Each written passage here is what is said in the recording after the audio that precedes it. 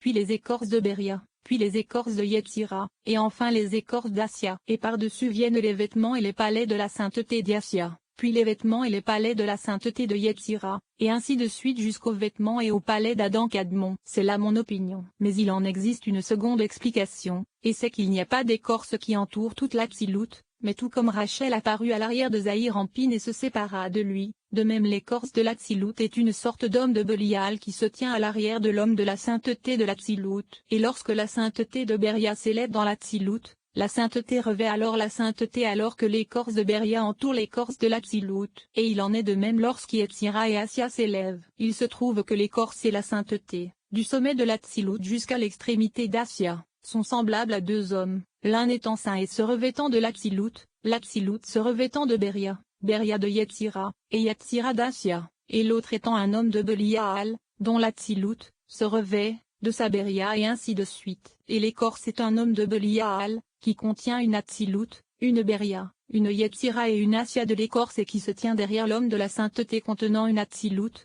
une Béria, une Yetzira et une Assia de la sainteté. Ensuite, ces deux aspects sont entourés par les vêtements et les palais d'Assia, mais uniquement pour les aspects de la sainteté. Et à l'intérieur se trouve un homme de la sainteté et l'écorce d'Assia, et par-dessus se trouvent les vêtements et les palais de Yetzira, et ils entourent l'endroit où se tient Yetzira. En leur sein se trouve un homme de la sainteté et l'écorce de Yetzira. Par-dessus se trouvent les vêtements et les palais de Béria, au milieu desquels se trouve un homme de la sainteté et l'écorce de Béria. Et par-dessus se trouvent les vêtements et les palais de l'Atzilut, au milieu desquels se trouve un homme de la sainteté et l'écorce de l'Atzilut. C'est pour cela que nous devons te faire connaître le sujet des vêtements et des palais. Sache que les vêtements sont des aspects de réceptacles pour la lumière intérieure. Et entre chaque paire de vêtements se trouve une lumière intérieure, ce qui correspond à l'aspect des lumières environnantes de la ligne droite se trouvant au-dessus de toute l'Atzilut, tout comme il a été indiqué ailleurs qu'il existe trois aspects des réceptacles des environnantes. Et au-dessus se trouvent les environnantes des lumières du Nefesh, du Ruach et de la Neshama, ces réceptacles des environnantes étant donc des vêtements. De même, les palais sont les sphères dont il est partout dit qu'elles entourent les lumières environnantes car ce sont des vêtements, et il s'agit de l'aspect des firmaments qui sont circulaires et correspondent à l'aspect des palais de ce monde. C'est pourquoi ces sphères entourent également cet aspect, car elles sont comme les maisons dans lesquelles résident les fils de l'homme. Et au-dessus se trouvent les grandes lumières environnantes dans lesquelles il est impossible de pénétrer car même à l'intérieur des maisons et des palais qui sont d'infiniment grands réceptacles il leur est impossible de se contracter. Ceci est alors d'autant plus vrai pour les petits réceptacles qui ressemblent à des corps. C'est pourquoi ne sois pas surpris si les lumières environnantes se trouvent dans les sphères et dans les vêtements, car au contraire à cause de leur grandeur elles ne peuvent se revêtir d'un corps mais uniquement d'un emplacement extrêmement large. Or tout ce qui est large possède une lumière environnante plus grande. La chose est explicite. En vérité, les deux explications que nous avons présentées à propos de l'emplacement de l'écorce demandent à être étudiées car les sphères et les lumières environnantes se trouvant au-dessus des vêtements entourent les deux extrémités du sommet de ce monde. En effet,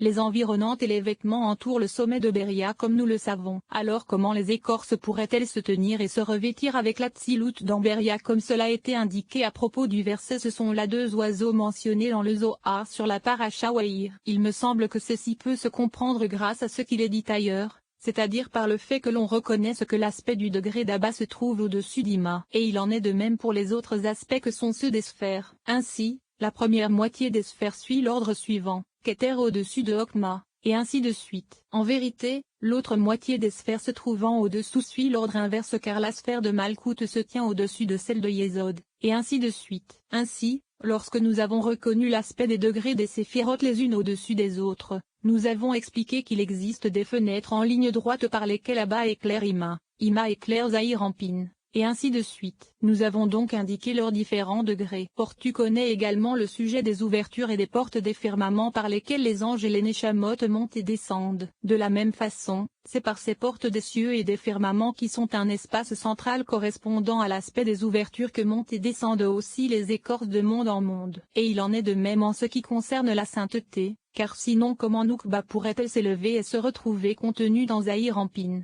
ou Béria dans l'Atzilut si les sphères s'arrêtaient? On comprendra grâce à ce qui a été indiqué qu'il existe un espace et une ouverture par lesquels s'élève l'aspect de la ligne droite de tous les mondes, et ceci est explicite. Nous allons maintenant expliquer le sujet des environnantes des vêtements. Sache qu'il nous a été expliqué que la lumière qui sort via la Yesod, autre version manuscrite, de la Yesod, d'Ari Campine pénètre dans Abba en partie sous l'aspect de la lumière environnante et en partie sous l'aspect de la lumière intérieure. Et l'environnante entoure tous les mondes par le dessous, sauf Ari Campine. Ensuite, la lumière intérieure de la Yesod Abba sort et pénètre en partie dans Ima sous l'aspect de la lumière intérieure et reste en partie sous l'aspect de la lumière environnante. Et elle entoure ainsi tous les mondes à partir d'Ima, sauf pour Ari Campine et Abba. Et il en est de même pour tous les autres aspects. Ensuite, à partir de la lumière intérieure qui pénétra dans Abba ou dans Ima, il en retourna une partie vers le haut par le secret de la lumière réfléchie, c'est-à-dire par l'aspect de la lumière des cheveux car ils sont également appelés lumière environnante sauf que cela provient de l'aspect de la lumière réfléchie qui n'entoure que l'aspect duquel elle sortit et pas plus, ce qui n'était pas le cas de la première c'est-à-dire de la lumière environnante directe qui pénètre toujours à l'intérieur car elle entoure tout le monde se trouvant au-dessous de l'emplacement duquel elle sortit. Il faut étudier le fait que nous sachions que la Yesod d'Ima pénètre à l'intérieur du torse de Zahir Ampin. Ainsi,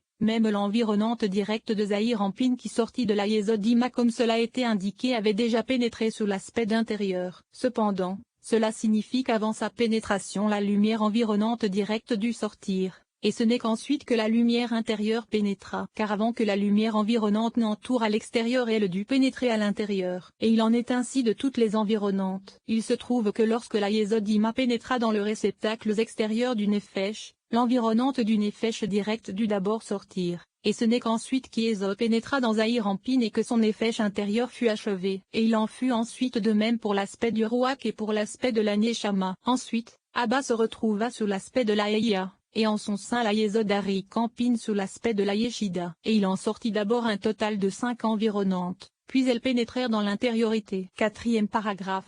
Nous allons maintenant expliquer le Hachemal et l'écorce de la clarté dont il est question dans la paracha ou Hayakel. Ainsi, tout comme nous savons que les 3 corps de Bina pénétrèrent à l'intérieur de Zahir Ampin, le corps le plus extérieur de tout ce qui est la peau resta à l'extérieur, tout autour de la peau de Zahir Ampin. Le sujet en est que c'est à l'intérieur du réceptacle de la chair de Zahir Ampin que pénétra le réceptacle de la chair des Neza, Od et Yesod d'Ima, et à l'intérieur se trouvait le Nefesh intérieur de Zahir Ampin. Ensuite, il existe un 3e réceptacle de l'essence de Zahir Ampin dans lequel se trouve le 3e réceptacle de l'essence d'Ima, et à l'intérieur de ce dernier se trouve la Neshama intérieure de Zahir Ampin. Il reste donc maintenant la peau de Bina qui aurait dû pénétrer également à l'intérieur du réceptacle de la peau de Zahir Ampin, comme pour le reste. Cependant il n'en fut pas ainsi car elle resta à l'extérieur, par-dessus la peau de Zahir Ampin. Elles restèrent donc sous l'aspect d'une peau sur une autre peau. Et à l'extérieur de l'ensemble se trouvent les images qui sont des lumières environnantes directes de Zahir Ampin et qui sont donc ses vêtements comme cela a été indiqué. Or il a déjà été expliqué plus haut que les écorces se trouvent entre les vêtements et la lumière environnante directe d'une part et la peau de Zahir Ampin d'autre part. Ainsi, la peau de Bina se trouve à l'extérieur de la peau de Zahir Ampin afin que les écorces se trouvant là ne puissent pas se nourrir de Zahir Ampin. Car la peau de Bina fait barrage et correspond à l'aspect du Hachemal et du vêtement dont il nous a été dit qu'il fut fait à partir de Bina pour Zahir Ampin et Noukba, par le secret du verset, comme l'aigle éveille son nid, plane au-dessus de ses petits. Ainsi, ceci ne fait pas précisément partie des vêtements car c'est seulement l'aspect de la peau, et c'est à cette peau qu'est attachée l'écorce la plus fine de toutes qui est appelée écorce de la clarté car dans son intériorité se trouve la clarté et la lumière de 288 étincelles des rois qu'il reste à purifier. Et cette écorce désire s'attacher à Zahir Ampin ou à Noukba, mais le Hachemal les garde. Et lorsque des iniquités sont produites, le Hachemal disparaît alors et il ne reste que la peau de Zahir Ampin, avec l'étincelle de sainteté dans son intériorité. Ceci correspond au veau se trouvant à l'intérieur du mot or, car or devient Alonra c'est-à-dire l'écorce de la clarté qui se nourrit de cet endroit. Et lorsque Zahir Ampin prodigue à Noukba, cette écorce se nourrit et s'attache à la peau de la Yesod de Noukba. Elle propage alors vers elle la goutte de la Yesod du mâle et la fait sortir à l'extérieur par le secret de la femme, qui laisse échapper un écoulement séminal, issu d'un rapport sexuel précédent. Comprends bien cela. C'est ce qui se trouve expliqué dans la Parashat Ruma, Daf 144, et c'est avec cette clarté que l'autre côté tend à Ève, car elle lui était attachée par le secret de l'excroissance qui est le mâle se trouvant dans la peau du Noukba est appelée, et elle se nourrit de la goutte de sainteté. Grâce à cela tu comprendras ce qui est expliqué à propos du secret de l'écran existant entre l'Atsilut et Beria. Car il s'agit de cette peau de Bina qui recouvre l'ensemble de Zahir Ampin et Noukba. Comprends bien que tout comme il existe une image intérieure des 5 lumières du Nefesh, du Ruach, de la Neshama, de la Heya et de la Yeshida intérieure se revêtant des Neza, Od et Yesod d'Ima, en correspondance dès qu'elle existe 5 environnantes dans l'aspect des Nesa, Od et Yesod des vêtements de Bina qui se revêtent des 3 réceptacles environnants des vêtements de Zahir Ampin. De même il existe une autre lumière qui est la plus extérieure de toutes et qui est la lumière de la peau de Zahir Ampin appelée respiration d'Eos, et cette lumière se revêt également de la peau de Bina, entoure la peau de Zahir Ampin, et possède en elle un aspect d'image de la respiration d'Eos. Il me semble qu'il s'agit de l'aspect des 288 étincelles. Comprends cela. Or cet aspect est appelé Ashmal car c'est l'image de la respiration d'Eos se trouvant dans la peau, et il revêt les autres, que ce soit les vêtements de Zahir Ampin ou les vêtements des Nesa, Od et Yesod d'Ilma. En effet, ce sont les réceptacles des lumières qui entourent tout et qui sont appelés Ashmal. Et il existe un Ashmal masculin et un Ashmal féminin qui sont les vêtements véritables. Cependant, la peau n'est pas totalement appelée Ashmal car ce n'est pas un vêtement distinct mais une sorte de Ashmal, donc pas exactement un Ashmal. Comprends bien cela. À l'intérieur de cette peau se trouve le réceptacle du Nefesh qui est la chair, et c'est là que se trouvent les Ophanions, les Eyot et les Séraphim, et leur correspondent les 4 directions du corps, l'ouest et Setara. À l'intérieur de l'ensemble se trouvent les sens ayant comme l'apparence d'un homme c'est-à-dire la Neshama de la Neshama qui ne se revêt jamais d'un réceptacle, et elle est appelée homme par le secret de Hokma, Kama qui est l'homme. Comprends cela. Ainsi, lorsqu'il est dit que les vêtements sont la lumière intérieure et qu'au-dessus les sphères sont les firmaments et les palais des cieux, ceci te permettra de comprendre le verset suivant. Il s'enveloppe de lumière comme d'un manteau,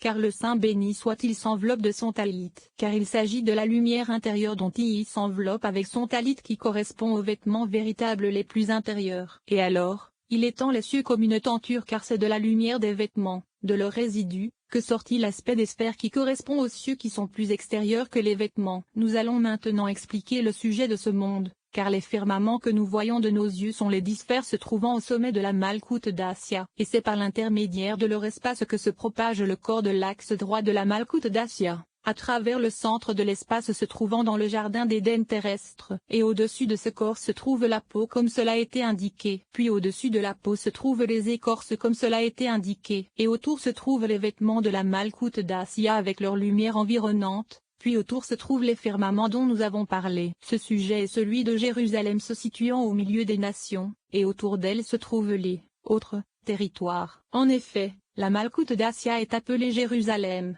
et autour d'elle se trouvent les écorces qui sont les 70 princes dont il est question dans la paracha ou Ayakel Daf 109. Et cet axe se propage jusqu'au plancher. Il se trouve que le centre de ce plancher c'est le jardin d'Éden terrestre.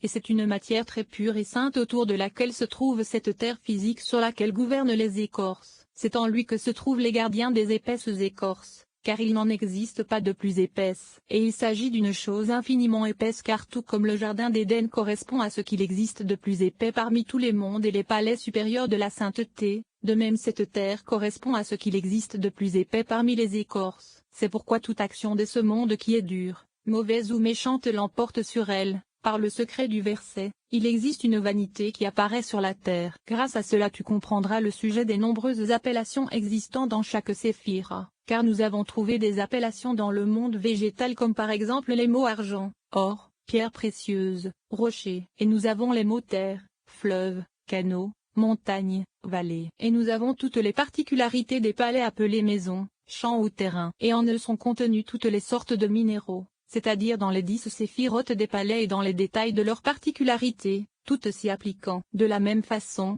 il existe de nombreuses appellations pour les vêtements, ou pour les membres, et toutes sont véritables et acceptables pour quiconque les trouvera. 5e paragraphe. Nous allons maintenant reprendre l'explication détaillée d'une grande règle concernant tous les mondes de l'Atsilut, Beria, Yetzira et Assia. Ainsi, nous savons que l'Atsilut correspond à Abba et à Aya, Beria à Ima et à la Neshama. Yetzira à Zahir Ampin et au Ruach, et Assia à Nukba et au Nefesh. Comprends et écoute, car nous allons commencer par l'aspect de Zahir Ampin se trouvant dans les 4 mondes, et à partir de là tu pourras comprendre tous les autres par Soufim. Sache qu'à propos de Zahir Ampin de l'Atsilut nous avons expliqué qu'il contient 3 sortes de vêtements appelés corps, et en leur sein se trouvent 9 tétragrammes vocalisés se divisant en aspects de l'intériorité et de l'extériorité qui sont le Nefesh, les Ruach, la Neshama et la Aya comme cela a été indiqué dans le chapitre sur les noms. En vérité, sache que tous ces tétragrammes ne forment qu'un seul lien car tout tétragramme correspond à la spiritualité d'une séphira comme cela a été indiqué. Ainsi, comment ces 4 aspects du Nefesh, du Ruach, de la Neshama et de la Ia pourraient-ils être contenus dans un seul tétragramme au lieu d'avoir un tétragramme pour chacun des quatre? En réalité, le sens en est que toutes ces